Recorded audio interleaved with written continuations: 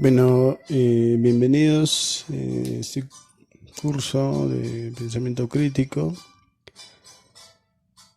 Y pues bueno, se trata del pensamiento crítico desde una visión occidental, puesto que en este tercer milenio se ha hecho una apertura a todas las culturas.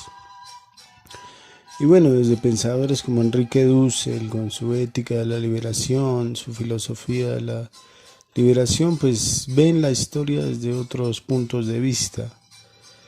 Entonces, por eso digo una visión del pensamiento crítico en Occidente.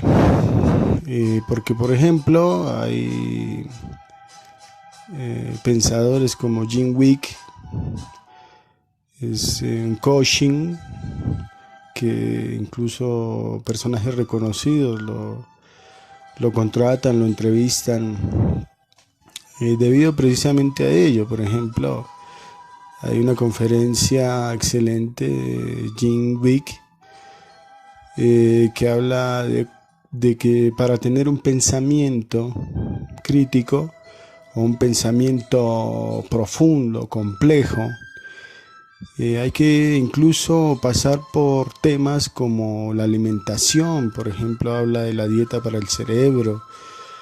Ahora, hoy por hoy, sabemos que el cerebro, el pensamiento crítico, influye la mielina, que es importantísima para las conexiones, las interconexiones neuronales, los axones, las dendritas, todo lo que tiene que ver con la alimentación para el cerebro.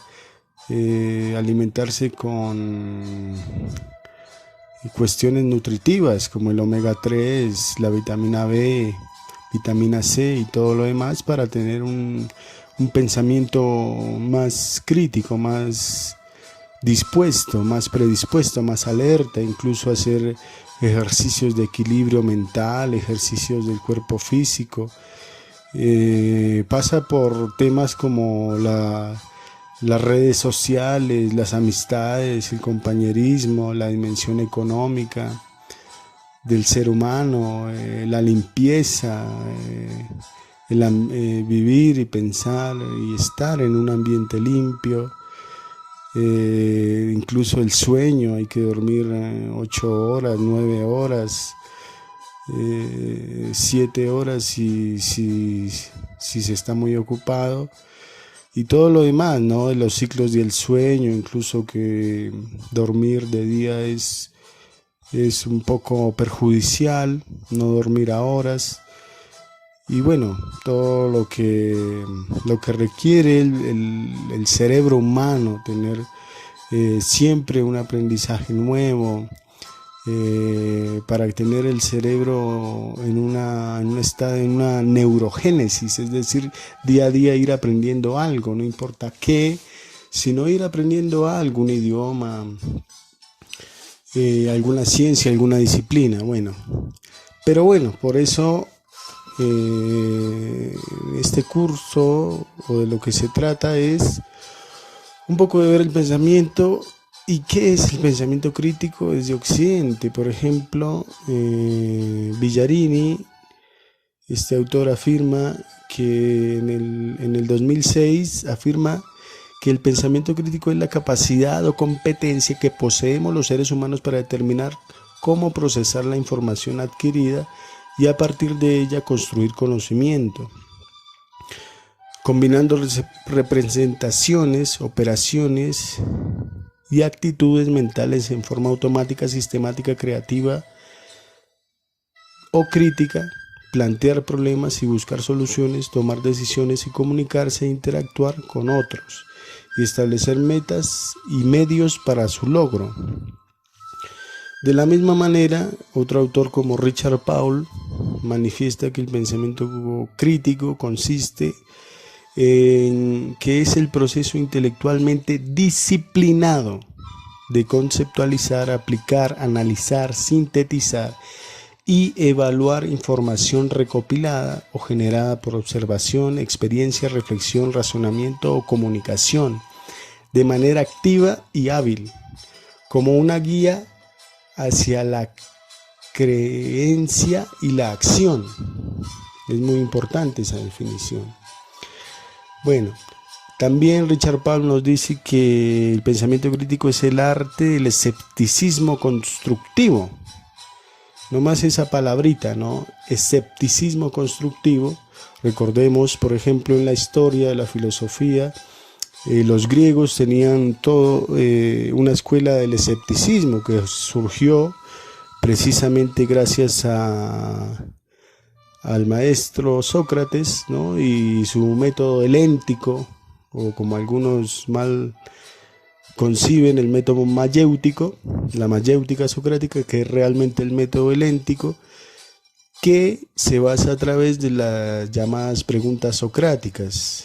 Este tipo de preguntas trata de averiguar la lógica fundamental o la estructura del pensamiento producido, lo que permite hacer juicios razonables. Entonces, en ese sentido, de ahí derivó de Sócrates, del Sócrates de Platón, de Jenofonte, de Aristófanes, de ese Sócrates que nunca escribió ni siquiera un libro, pero que dejó en sus discípulos una huella. Se puede decir que surgió toda una escuela del escepticismo constructivo, que es decir, la desconfianza o duda de toda verdad que se nos presenta como una realidad. El escepticismo es aquel que no cree a ciegas en determinadas cosas y, por tanto, tiene que seguir indagando, encontrando otros caminos, otras posibles visiones, investigando, siempre verificando, ¿sí? Por ejemplo, el tema en este tercer milenio, el tema de los medios de comunicación, ya sea la televisión, hoy por hoy el internet, todas estas redes de comunicación, que de alguna manera nos dice que el pensamiento crítico debemos y tenemos la obligación casi de revalorar todo lo que nos dicen los medios de comunicación. Por ejemplo, algo tan simple como la estética, para no ir en temas tan profundos. La estética, ¿qué nos vende hoy por hoy los medios de comunicación sobre el concepto de mujer, sobre el concepto de hombre, sobre el concepto de qué es triunfar en la vida? Entonces son esos temas, ¿no? El prototipo de mujer es la mujer 90-60-90, que tiene que tener ciertos criterios de estética. Lo mismo el hombre que triunfa es el hombre que tiene ciertos recursos económicos, cierto poder político, social, cierta jerarquía, cierta estructura. Y bueno, por ejemplo en Sudamérica, por ejemplo, estas novelas del hiperrealismo que nos venden todo ese narcoestado, ese mundo en donde solo triunfa precisamente las personas dedicadas al narcotráfico y todo lo demás, ¿no? Entonces, bueno, solamente para mirar cómo aplicar el arte del escepticismo constructivo, por ejemplo, en los medios de comunicación. Richard Paul también nos dice que el pensamiento crítico es el arte de identificar y quitar prejuicios, así como la unilateralidad del pensamiento. Por ejemplo, seguimos con Sudamérica, que es quizás en un 90%, hoy en este tercer milenio, aún sigue siendo un 90% católica. Entonces, bueno, ya desde el siglo XVII, XVIII, incluso antes, con Baruch Spinoza, el filósofo, todo lo demás siempre se ha criticado la religión, sobre todo la religión católica, pero no la religión católica como tal, sino la iglesia como tal. ¿Por qué tiene que ser apostólica, católica y romana? Bueno, es ese arte de identificar los prejuicios y todo lo que ello deriva. Si algo, para no extenderme tanto, pues tomaremos el tema de la religión, de los medios de comunicación, de la sociedad, quizás con más ahínco próximamente. Bueno, también en cuanto a pensamiento crítico, se dice que es el arte del aprendizaje autodirigido, es decir, hay que tener una autonomía. Este concepto ahora de eutagogía, es decir, tener una autonomía para aprender y saber que se aprende y aplicarlo, ¿no? Aplicarlo como tal, entenderlo, aprenderlo y aplicarlo. Ese es como el aprendizaje autodirigido a profundidad, realizado de una manera consciente, por decirlo de alguna manera. También nos dice Richard Bach que el pensamiento crítico es el arte de pensar con racionalidad y saber lo que uno sabe y aclarar lo que uno ignora. Sobre todo en las mentes jóvenes que a veces creen saberlo todo y todo lo demás. Es eso, ¿no? Es saber y certificar lo que se sabe y tratar de aclarar lo que ignora. Como decían por ahí los pensadores, lo que sabemos es que somos unos grandes ignorantes. Incluso Einstein, ya desde los griegos, el mismo Sócrates decía en la antigua Grecia, noxete ipsum, conócete a ti mismo y conocerás la naturaleza y lo que está más allá, ¿no? Bueno, entonces es un poco una aproximación al pensamiento crítico y me parece ahora sí que hay que ver el pensamiento crítico desde 3 dimensiones puntualmente, ¿no? La primera es la dimensión sobre la trascendencia espiritual, que digamos escogí la trascendencia espiritual porque es un problema polémico. Siempre hablar de religión va a ser una polémica, sobre todo en estos tiempos, ¿no? Por ejemplo, este libro de Umberto Eco, que el último que nos dejó, de la estupidez a la idiotez humana, que precisamente cada vez, o lo que dice Bauman sobre la sociedad líquida, que es precisamente una sociedad, una era plástica, una era de plástico que no toma precisamente muy en serio la trascendencia espiritual, o que en últimas deriva en la ética, en la moral, en su comportamiento, ¿no? Entiéndase como moral desde la visión kantiana, una visión comunitaria de lo que hacia donde se dirige el ser humano, y una ética como la praxis o la práctica de los hechos reales que hace o que comete el ser humano. Entonces, la trascendencia espiritual, para no extenderme, no es hablar un poco de religión, sino simplemente analizar desde una visión caleidoscópica o posmoderna de los textos sagrados que han recorrido la humanidad entera, ¿no? Desde, por ejemplo, el Código Hammurabi, que es uno de los manuales de ética más antiguos en el mundo, como los verdaderos textos sagrados, ya llámense, por ejemplo, en el Medio Oriente, el Tao Te Ching, los versos de Buda, el Corán, el Talmud, los Evangelios, el Zohar de los judíos, los Evangelios cristianos, y ahora los apócrifos, ¿no? Por ejemplo, el Evangelio de Enoch, ¿sí? Que es un texto que en la época de 1900 nadie lo conocía. Hoy por hoy, en el tercer milenio, en estas primeras décadas incluso está en PDF, ¿sí? Es un texto que antiguamente nadie lo conocía. Hoy por hoy, si mal no estoy, está en PDF. Yo tengo una versión, una de las primeras versiones que llegó a Latinoamérica, de la editorial Solar. Y bueno, la idea es precisamente mirar en los textos, no digamos lo que refiere a los temas polémicos.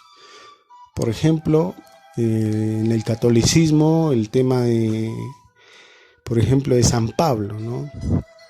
San Pablo habla muy claramente, por ejemplo, hoy por hoy, en sus libros de, por ejemplo, las cartas a los corintios, a los romanos, por ejemplo, puntualmente, con libro en mano, la primera carta a los corintios, el capítulo 6, el versículo 9, dice San Pablo: ¿no sabéis que los injustos no heredan el reino de Dios?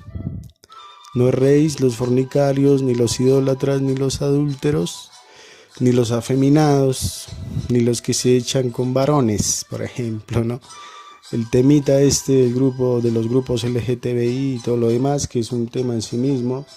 Hay que estudiar a Foucault, a Simone de Beauvoir, toda la lucha del género, pero digamos, el tema tan polémico sobre la religión, ¿no? Sobre cómo toma San Pablo, que radicalmente pues, nos invita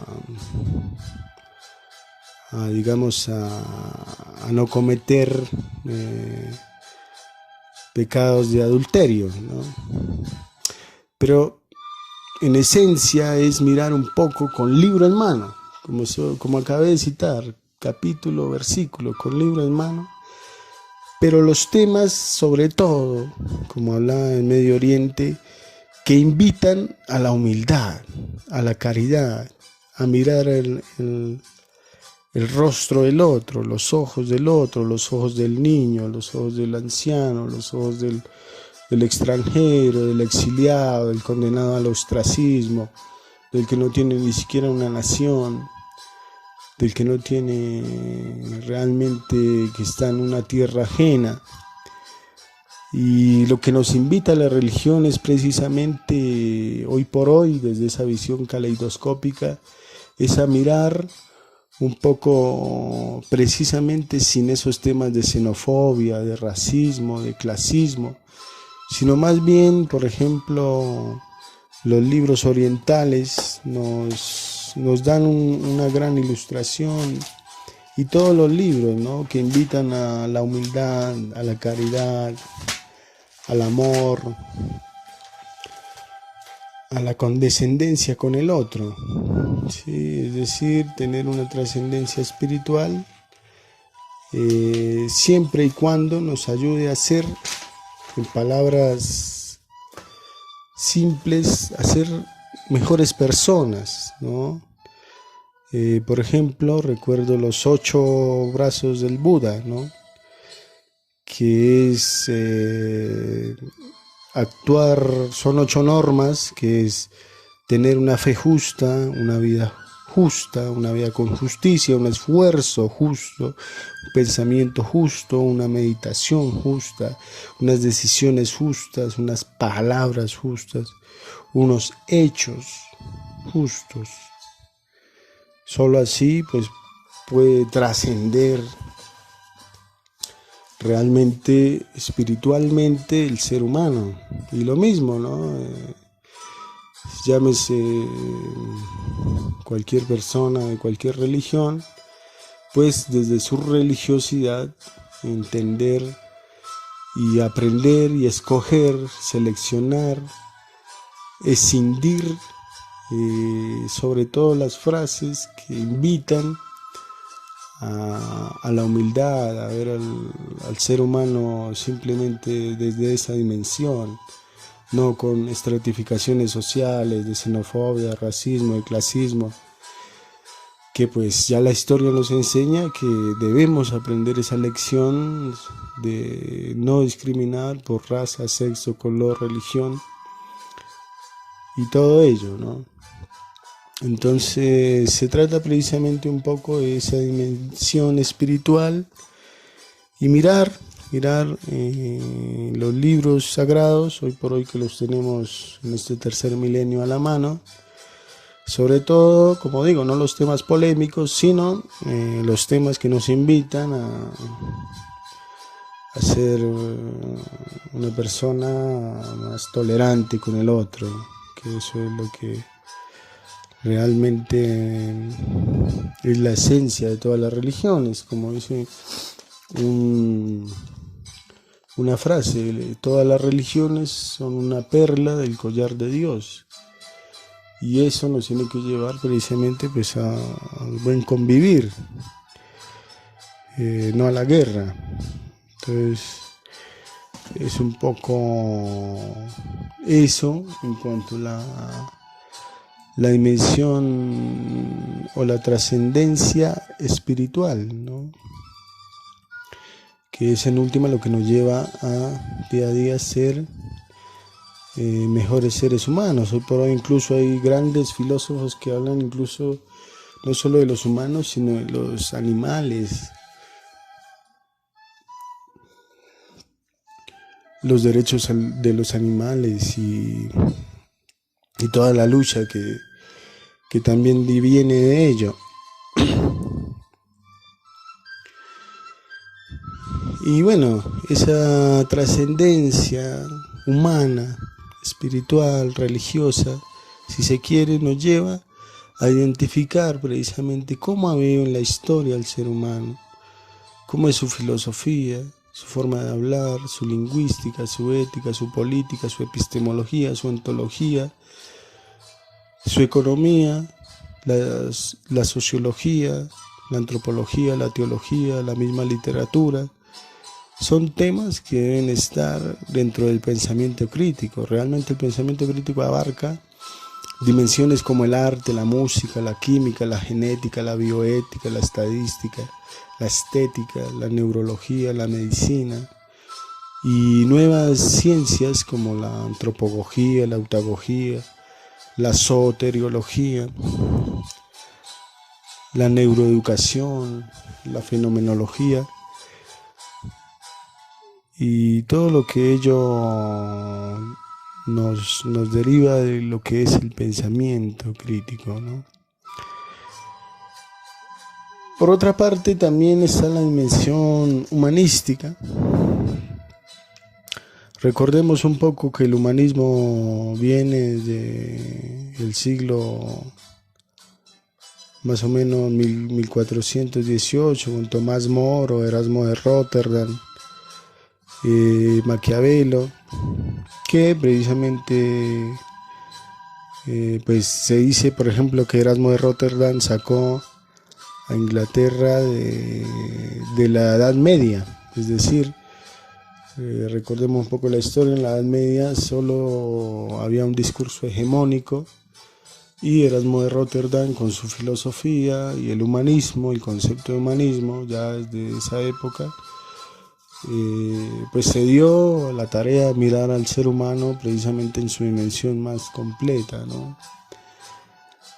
Pero y seguimos con el humanismo, y siglos después también con Diderot-Denis, con Rousseau, con Montesquieu y todos los pensadores del siglo XVIII, siglo XIX que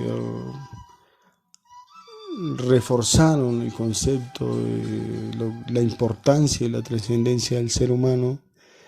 Y sin embargo, en cuanto al concepto desde el humanismo, no profundizaré en ninguno de estos autores mencionados, sino puntualmente en la Escuela de Frankfurt, que la Escuela de Frankfurt critica precisamente y tiene una frase célebre que denomina el suicidio de la razón. ¿Por qué tiene esa frase el suicidio de la razón? Precisamente en el siglo XVII, XVII, XIX, el poder de la razón surgió entre otras cosas, entre otros acontecimientos, con la Revolución Francesa, con Diderot Denis en 1714, por ejemplo en su libro Cartas sobre ciegos de 1749, que ya criticaba desde esa época la extravagancia del catolicismo, toda esa suerte de rituales que hacían. Ya Diderot Denis los criticaba. También Rousseau, en su contrato social, pues dice que el hombre nace libre y que la sociedad más bien es quien lo encadena. Lo mismo Montesquieu, con el espíritu de las leyes y todo lo demás que hacen precisamente que el hombre viva en sí mismo y trate de vivir a través de unas leyes, de unos códigos, de unas nomenclaturas para poder vivir bien. De ahí pues también recordemos Augusto Comte con su curso de filosofía positiva en 1831, donde más o menos refleja que la civilización y el progreso hacia el culto de la diosa razón. Comte es uno de los pensadores, junto con Kant, Descartes, todo lo demás, pero Comte hizo algo particular, que en todos los congresos de pensamiento sacó a los teólogos. Es decir, decía puntualmente Comte: en esta reunión hablaremos desde la ciencia, de la filosofía, pero no desde la religión. Todo aquel que hable de religión no puede asistir, ¿no? Entonces, esa es la crítica que hace también la escuela de Frankfurt, ¿no? La civilización y el progreso haciendo culto a la razón, como el gran relato del racionalismo, como el ser humano por medio de la razón alcanzaría la plenitud, la sociedad civilizada, una sociedad feliz, organizada, y que llegó el siglo XX y la escuela de Frankfurt se pregunta: ¿y qué pasó? ¿Y cómo así? ¿Cómo nos mintieron? ¿Por qué el culto a la sociedad de la razón terminó en la Primera y en la Segunda Guerra Mundial?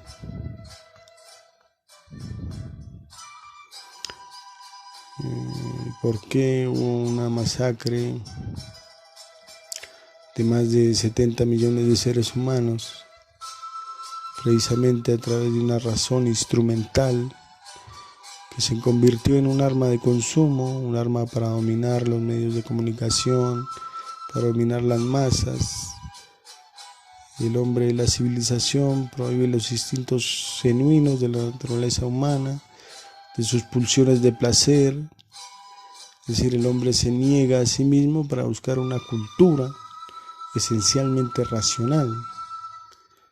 Ya Michel Foucault hablaba de precisamente qué pasa con aquellas personas que no son racionales. Pues quedan condenadas a la prisión o al manicomio. Entonces las razones, según Comte y el siglo XIX, lo que debe primar por sobre todo. Después, el lema del siglo XX de la escuela de Frankfurt fue: actúa de tal manera que no se repita la guerra. De la escuela de Frankfurt surgieron muchos autores. Realmente hoy por hoy pues se pueden estudiar a través de cursos virtuales, diplomados, licenciaturas, maestrías, doctorados, postdoctorados sobre ello, pero vale la pena mencionar algunos personajes, autores, filósofos de la escuela de Frankfurt, y digamos, ¿por qué no hacer un curso sobre algunos pasajes, algunos capítulos de algunos libros fundamentales sobre ello? Por ejemplo, Hannah Arendt y su libro Eichmann en Jerusalén, un ensayo sobre la banalidad del mal. Incluso de ello hay documentales, películas. Está la película de Hannah Arendt, donde se ve cómo Hannah Arendt sufre toda esta crítica que le hace al nazismo, a lo que ocurrió. Eichmann era precisamente un militar del ejército de Hitler, con un gran poder, un gran rango, con un poder de decisión absoluto, y lo juzgaron en Jerusalén. Por eso el libro de Hannah Arendt, Eichmann en Jerusalén, porque a Eichmann lo llevaron a Jerusalén y lo juzgaron allí, incluso lo entrevistaron. Hoy por hoy están aún las entrevistas que le hicieron, y lo que destaca un poco Hannah Arendt es esa mirada de Eichmann, esa mirada que le decía todo, pero que no le decía nada en cuanto al ser humano, como el ser humano pasaba simplemente a ser un objeto de odio, un objeto para el exterminio. Entonces eso es lo que sobre todo destaca un poco Hannah Arendt. También está Walter Benjamin, que murió en 1940, y su libro, uno de los libros más destacados, Tesis sobre la filosofía de la historia, donde nos dice que la historia, precisamente la tesis sobre la filosofía de la historia, es que no hay racionalidad en los hechos históricos. La historia es como una catástrofe, como un producto de la irracionalidad del ser humano, un devenir de la historia que no se entiende, que solo Dios, que si acaso la puede entender o puede darnos luz a cómo acontece la historia de la humanidad. También está Theodor Adorno con su crítica a la razón instrumental de 1947, que precisamente critica toda la filosofía del siglo XIX, de Diderot Denis, de Montesquieu, de Jean-Jacques Rousseau, sobre el capitalismo, el positivismo, sobre el discurso de la civilización y el progreso, sobre el culto a la razón y todo lo demás, ¿no? También está Max Horkheimer, Herbert Marcuse, un libro de los trascendentales de Marcuse, El hombre unidimensional, de 1964, Eros, civilización y civilización, de 1955, que si al caso miraremos más adelante. También está Sigmund Freud con su libro El malestar de la cultura, Psicología de las masas y análisis del yo. También tenemos a Erich Fromm con su clásico El arte de amar, de 1957, donde nos habla qué es el amor, las dimensiones del amor, la estructura del amor, ¿no? Existe el amor a Dios, el amor a los padres, a los hijos, a la humanidad, a sí mismo, a una pareja, al mundo, bueno. También recomiendo a Huxley, Edmund Huxley, solamente Un mundo feliz, de 1932, que no es un libro filosófico, sino una novela, que precisamente nos habla de cómo Huxley ve el futuro. Es encantador porque ya habla de temas como la genética, la clase, el clasismo, la estratificación humana, la ciencia, el carácter malo, perverso de la ciencia, que es precisamente quien tenga dinero, pues puede ser una categoría de ser humano diferente, estéticamente estéticamente bello. Hay que hablar de la belleza, ¿no? De Platón y todo lo demás.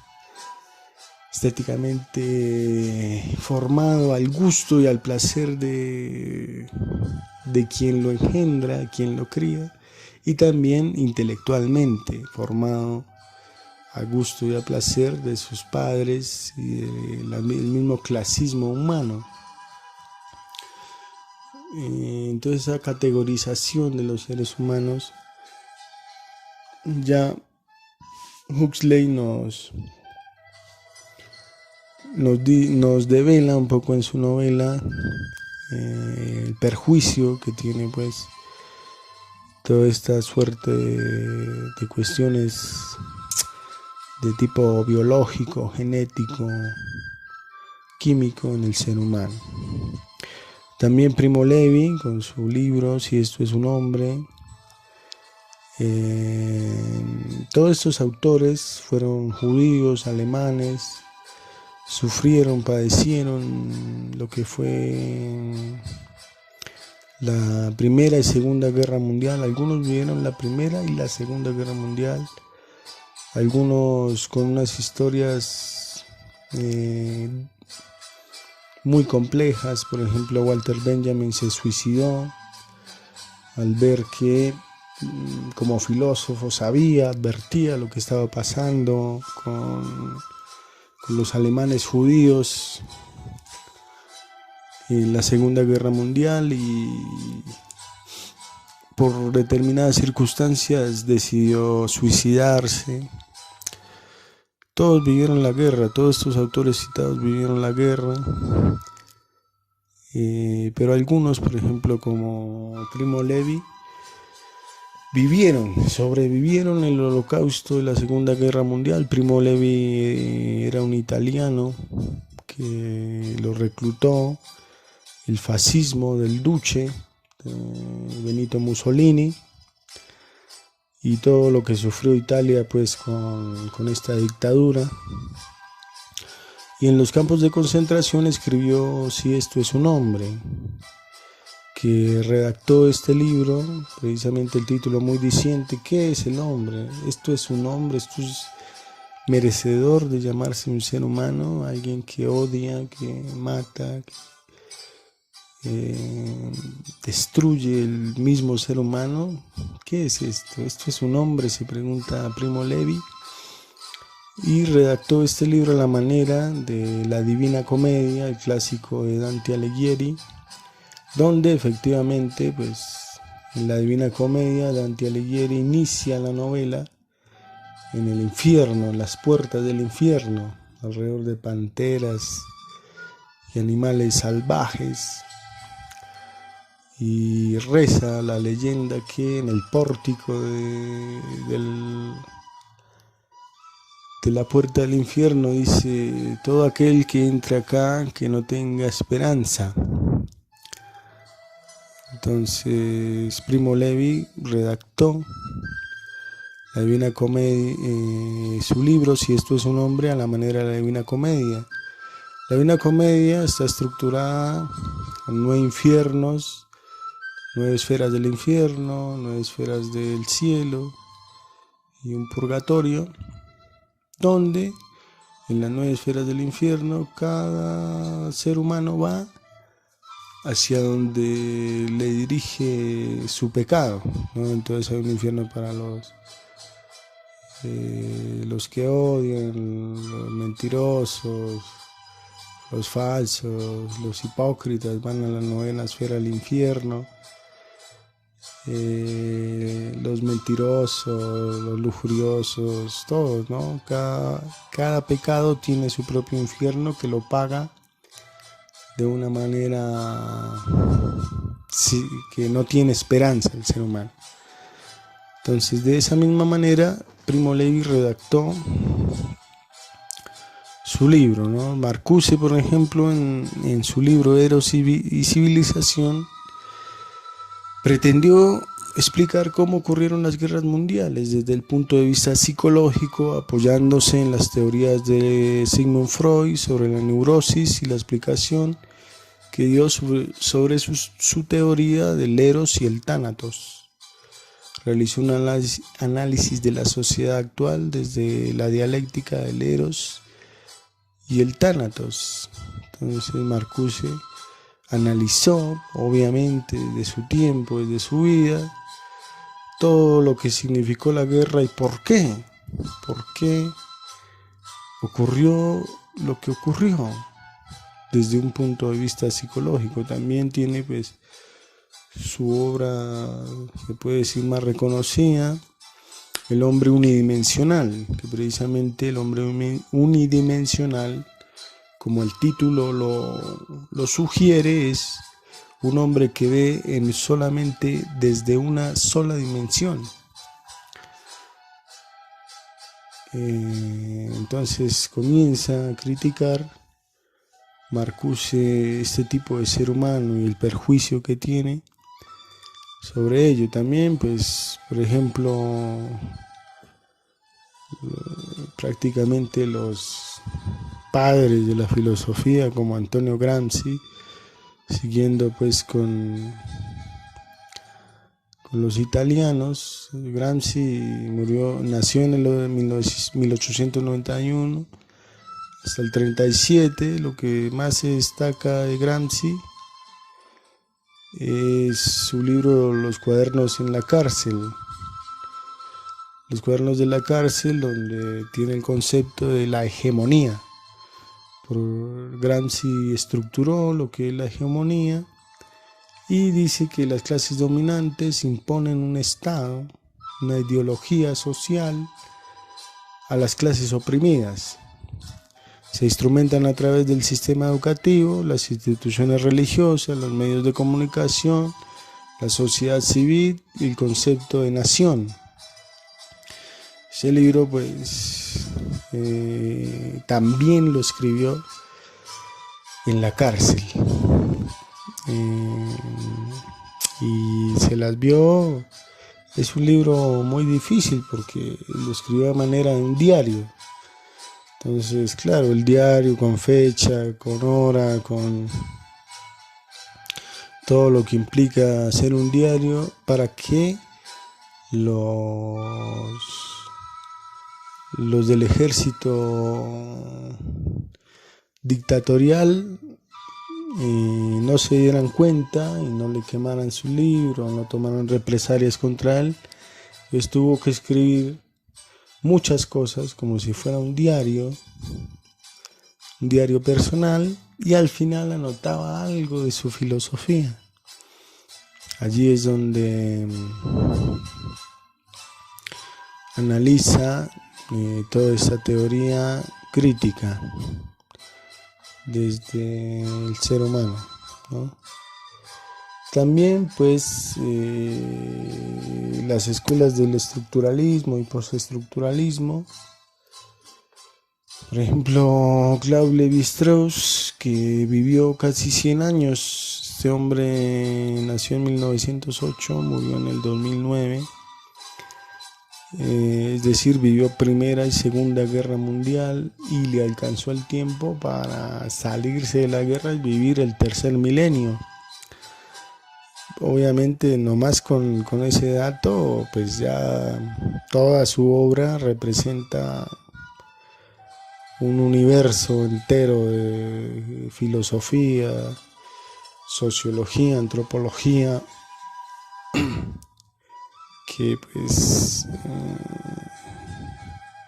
se debe analizar, ¿no? Lo mismo Roland Barthes, Jean-François Lyotard, Gianni Vattimo.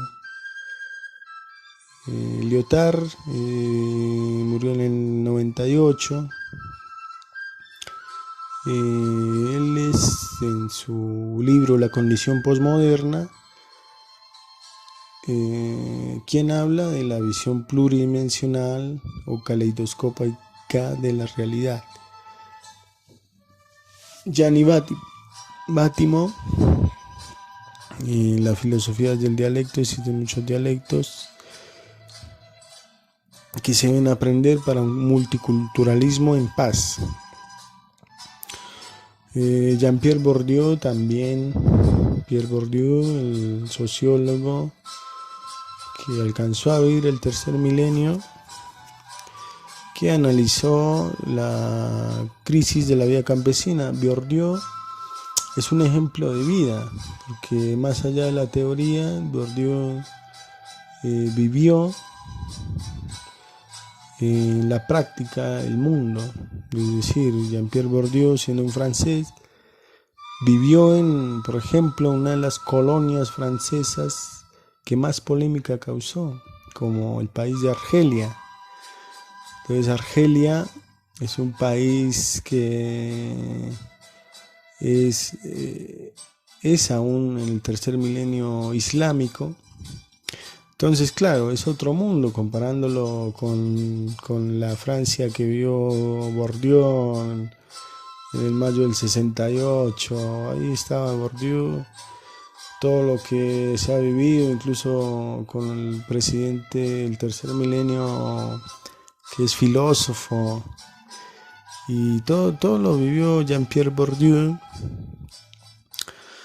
Y precisamente cuando fue a Argelia hizo una sociología de cómo entender este pueblo oprimido por el régimen francés, cómo oprimía la vida campesina, cómo oprimía desde el carácter represivo de la educación, de las clases sociales, el lenguaje, porque en Argelia hoy por hoy se sigue hablando francés, ¿no? Por ejemplo, Zinedine Zidane es argelino,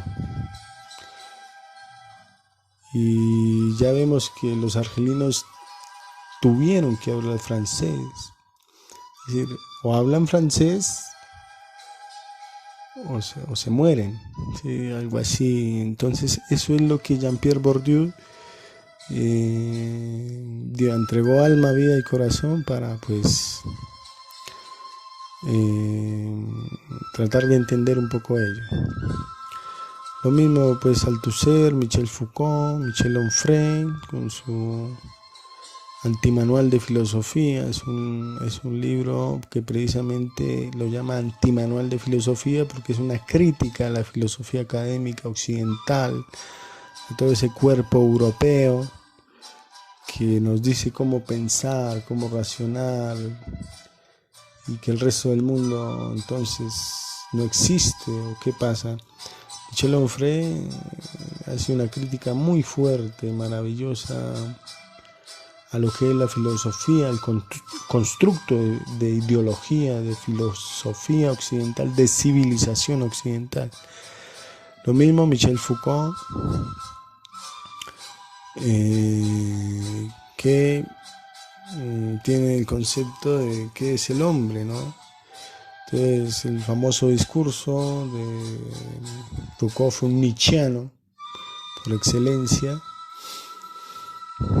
Y recordemos que Nietzsche, en su libro Así habló Zaratustra, en uno de sus apartados, sus capítulos, sus cuentos, tiene una frase: Dios ha muerto, ¿no? Que muchos la interpretan de cualquier modo. Voy a hablar la interpretación más consciente, que es que no es que Dios haya muerto. Como un filólogo, no me parece que Nietzsche conciba que Dios haya muerto, sino que murió efectivamente en la sociedad, incluso como lo redacta Nietzsche. Pone un filósofo griego a mirar a ver qué hombre existía con una lámpara, a Diógenes el cínico, y Diógenes en toda la Grecia filosófica continental, la Atenas, no encontró ningún hombre, precisamente porque todos estaban en cualquier tipo de acto humano y mundano, menos pensando en Dios o en ese concepto trascendental que lleva la espiritualidad humana. En ese sentido, si Dios ha muerto para Nietzsche, el hombre ha muerto para Foucault. Entonces, esa frase tan polémica, como si que el hombre ha muerto para Foucault. Entonces, ¿qué existe en las calles? Pues existe una realidad que nos domina, que domina al ser humano, donde el ser humano está inmerso en una estructura social, una estructura política, donde el ser humano no importa cómo se llama el ser humano, no importa sus facciones, lo único que interesa es que es un número más, ¿no? Entonces el ser humano pasó de ser un ser humano a ser un trabajador de una empresa, ¿no? A la empresa no le interesa qué piensa, qué habla, cuál es su ideología, sino simplemente que asista, 12 horas de trabajo forzado. Un ejemplo muy claro lo hizo en esta película tan reconocida de Charlie Chaplin, Tiempos Modernos, ¿no? El hombre que trabaja 12 horas haciendo un mismo ejercicio, sin pensar, sin razonar, sin descansar, simplemente limítese a trabajar, a cumplir y a callar. Entonces el poder controla, el poder domina, el poder desarrolla las ciencias para conocer al ser humano, no para mirar a ver qué carece, sino para moldear su conciencia, para condicionar su sujeto social. Entonces ahí Foucault nos habla de que es la verdad es la verdad que moldea el poder.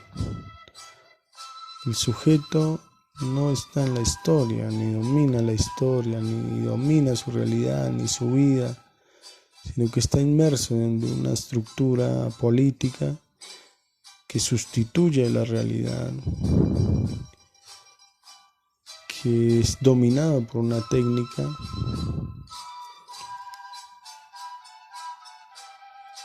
y que no se puede realizar como persona, sino en el sentido industrial del mercado. Entonces es un poco eso. También hay pensadores postestructuralistas como Rorty.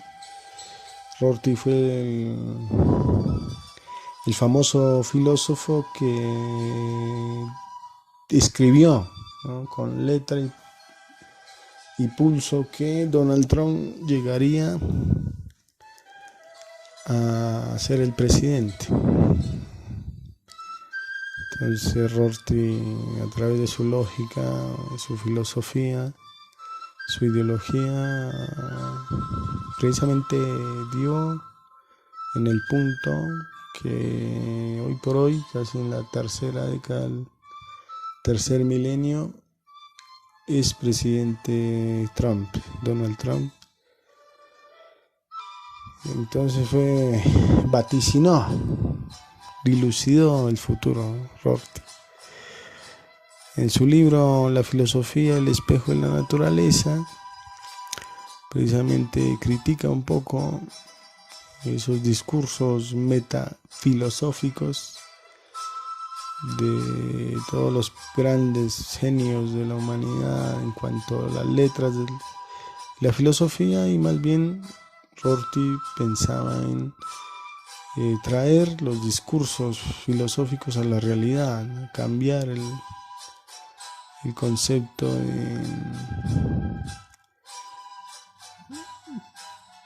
de la humanidad, ¿no?, de la sociedad, ¿no?, trabajar más en pro de la humanidad y no en pro de un conocimiento que quizás no trascienda tanto en la sociedad, ¿no? Lo mismo tenemos al gran Jacques Derrida, que pues alcanzó a vivir el tercer milenio, nos dejó su gran libro La Gramatología, que es la relación entre el hombre y la realidad como un objeto de análisis a través del texto. Entonces para Derrida la sociedad, como vemos hoy por hoy, nada hay fuera del texto. Lo único que el ser humano puede tener acceso a la realidad es el lenguaje. y estamos sometidos al texto, somos prisioneros del texto, del lenguaje. Las cosas no son lo que son lo que somos, y somos texto, somos lenguaje. Entonces un poco Richard Rohr, Jacques Derrida nos enuncia la problemática del lenguaje, de lo que concebimos como el objeto de estudio.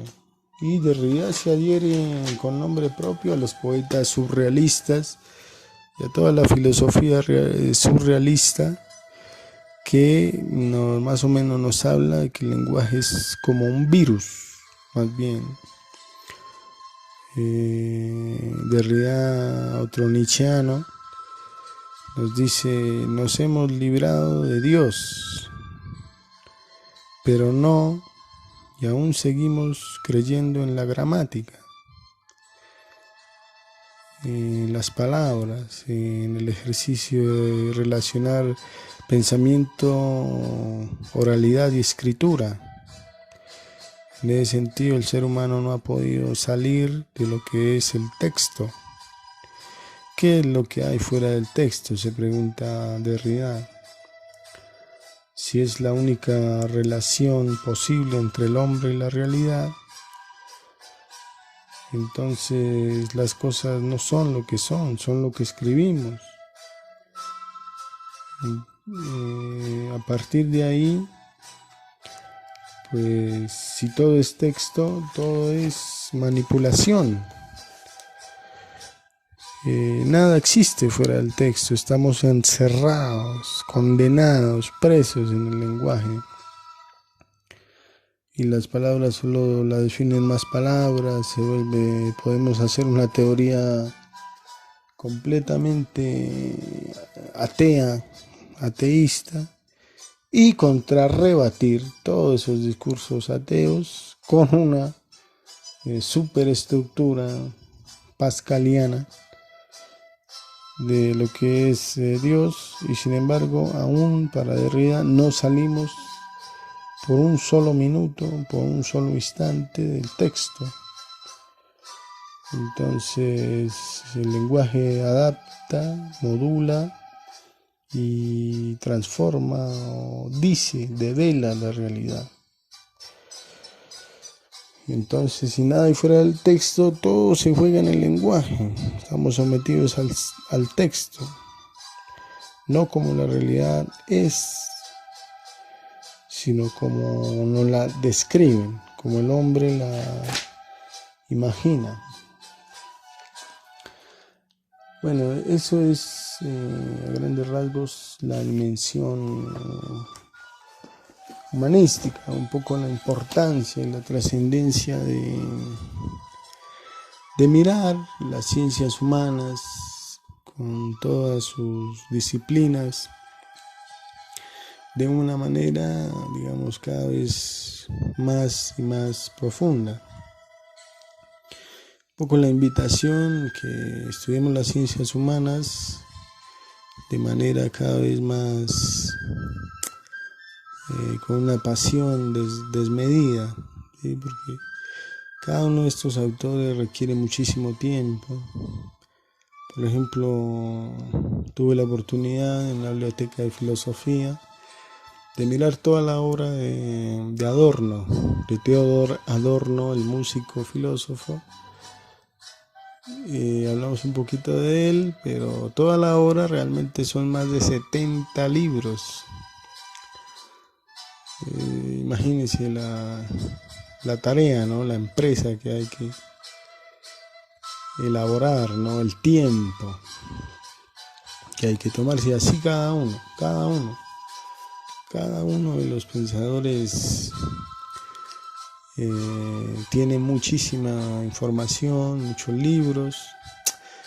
Hoy por hoy con Enrique Dussel podemos ver otras visiones del pensamiento occidental, el pensamiento mundial, pero realmente es el objeto de estudio solamente de la Escuela de Frankfurt.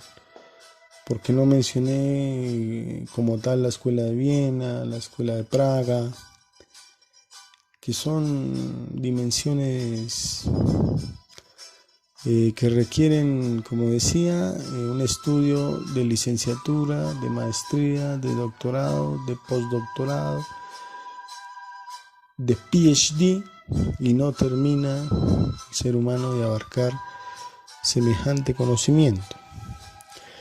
Pero bueno, ya por último, es solo una invitación a mirar toda la característica de las ciencias humanas. Y por último, la tercera dimensión es la dimensión científica, que pues ya con Bauman, con Edmund Huxley, su libro Un mundo feliz, agregando un poco a Fukuyama, el gran filósofo de descendencia japonesa que se crió en Estados Unidos, su libro El fin del hombre, por ejemplo, que precisamente nos invita, ¿no?, a hablar de Fukuyama, solamente que nos invita a mirar todo este estudio de la genética humana, de la ciencia, del genoma humano, de los transgénicos, de lo que está pasando con la ciencia actualmente en la sociedad. Solamente la invitación a decir que incluso esta dimensión científica nos invita a mirar incluso qué come el ser humano, qué comemos. Pues ya, solo en pocas palabras, puedo decir, por ejemplo, los libros prediluvianos, el libro de Enoch y los antiguos evangelios, y el Génesis mismo dice, puntualmente, el Génesis dice, Matusalén vivió alrededor de 700 años, que es una cosa que hoy por hoy es casi impensable. Si miramos a través de la historia, el filósofo Aristóteles decía que los griegos vivían 70 años, más o menos. Imagínense hoy por hoy, en Sudamérica, que hay jóvenes que ni siquiera viven 25 años por tantos problemas de violencia, de odio, de xenofobia. Y es un poco también mirar la dimensión de lo que pasa en Sudamérica en cuanto al pensamiento crítico. Es un estudio en sí mismo, simplemente hablamos de autores para que pues por ventura alguien quiera investigar qué pasa en Latinoamérica. Por ejemplo, en Chile tenemos a Gabriela Mistral sobre la historia chilena, muy polémica, la dictadura de Pinochet, lo sacaron a Allende del poder, ¿por qué lo sacaron? ¿Cómo lo sacaron? ¿Para qué lo sacaron? Bueno, eso solo es un estudio en sí mismo, y Gabriela Mistral pues nos ayuda un poco a ver una dimensión filosófica, humanística de lo que ocurrió. Lo mismo Mariátegui en el Perú, para muchos el mejor filósofo en Latinoamérica. No voy a hablar de izquierda ni de derecha, pero simplemente Mariátegui es un excelso pensador teórico y práctico de Marx, porque algo así como que trajo a Marx al Perú, a Sudamérica. Bueno, Pablo Freire, con todo lo que hizo en la educación en Brasil, José Martí, que es un estudio en sí mismo, todo lo que hizo en Cuba, su revolución, bueno, y toda la revolución cubana, ya hablando de José Martí, pues el Cienfuegos, el Che Guevara, los hermanos Castro, Fidel. Es un mundo en sí mismo. Argentina, ¿no? Faustino Sarmiento, todo lo que ha ocurrido en Argentina, ¿no? Por ejemplo, la frasecita de que Argentina es una de las joyas de la corona inglesa. ¿Cómo así, no? ¿Cómo es eso? Y bueno, en Colombia tenemos grandes esfuerzos. Uno de los últimos, Darío Botero Uribe, que dejó un gran libro precisamente que se habla sobre la ética, sus bases más profundas, como él lo decía en sus entrevistas, era Kant, la ética kantiana, y cómo la trajo desde por allá de Königsberg, desde el siglo XVIII acá a Colombia al tercer milenio. Y bueno, muchos pensadores que han trascendido el pensamiento y que debemos verlo precisamente de esa dimensión